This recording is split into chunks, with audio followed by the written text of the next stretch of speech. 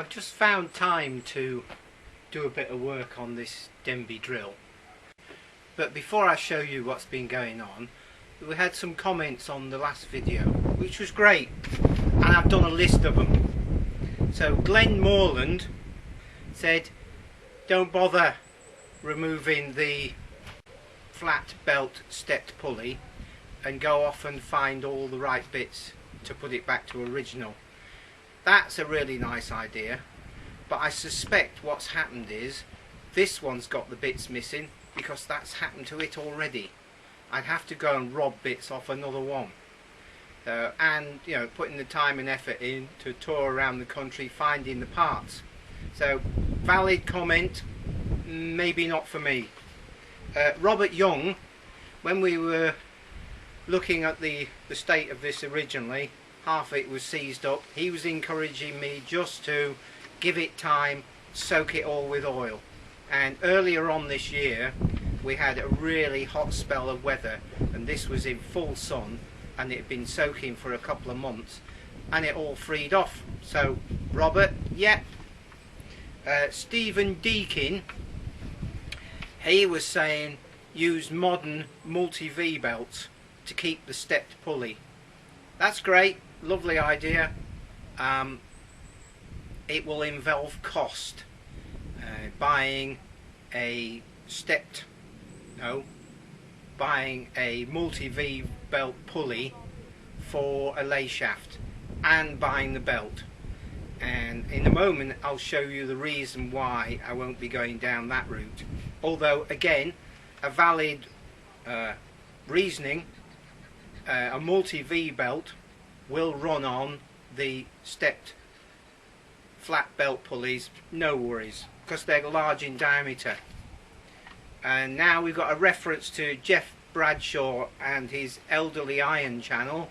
He's been having a tidy out, I've been having a tidy out. Let's go and have a look at the reason why I'm not going to use a multi-V belt pulleys. Here we are in the back of the tractor shed. There's my Ferguson saw, and down there we have a huge stack of Fenner taper lock pulleys and a wedge of belts.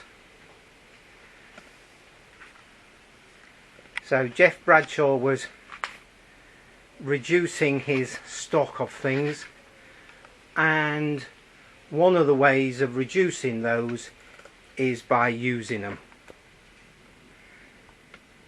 And these Fenner taper locks are brilliant. And I've got wedges and wedges of the fittings. I think they're called bushers. Anyway, on with the video. Just a point of interest here.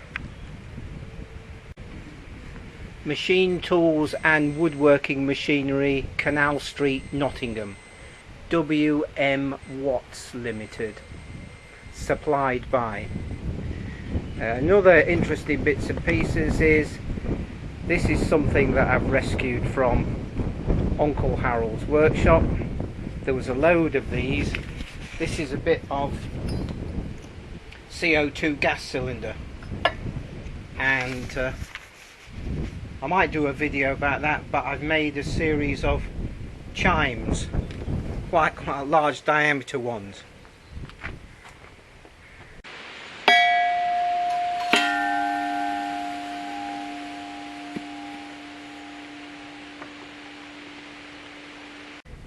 Which is quite entertaining, and it's got a slightly Tibetan-y sort of feel about the sound.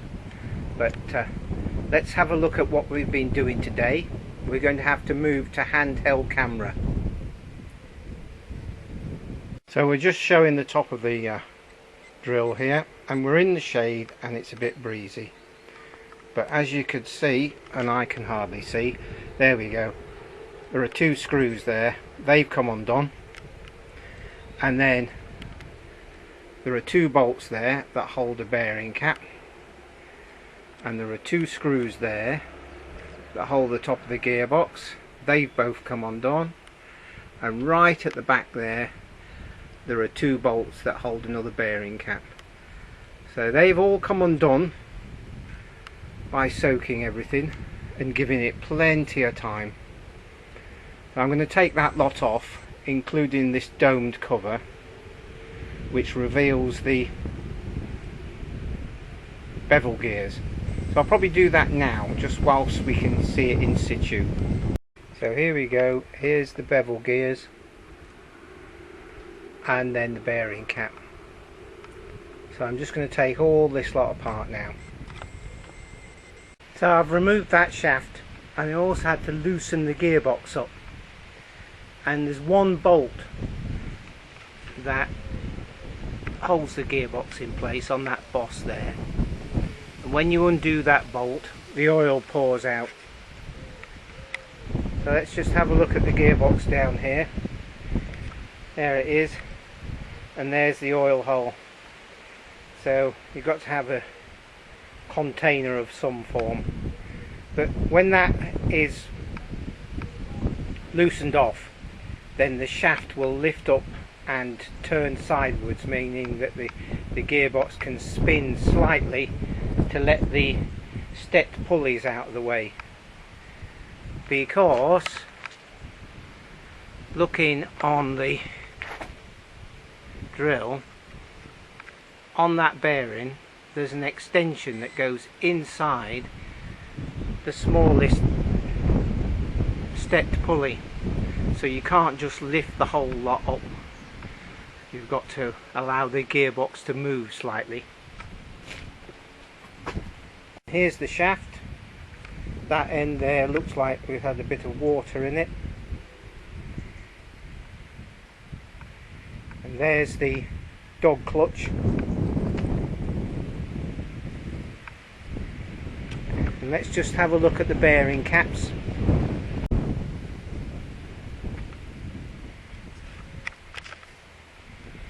White metal.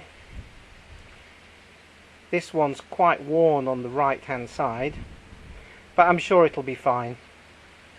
I've got no intention of replacing white metal bearings if I can help it.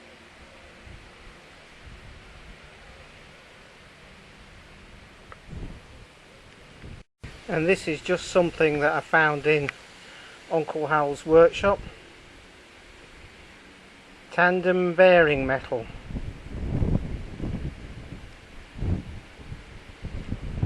Merton Abbey, London.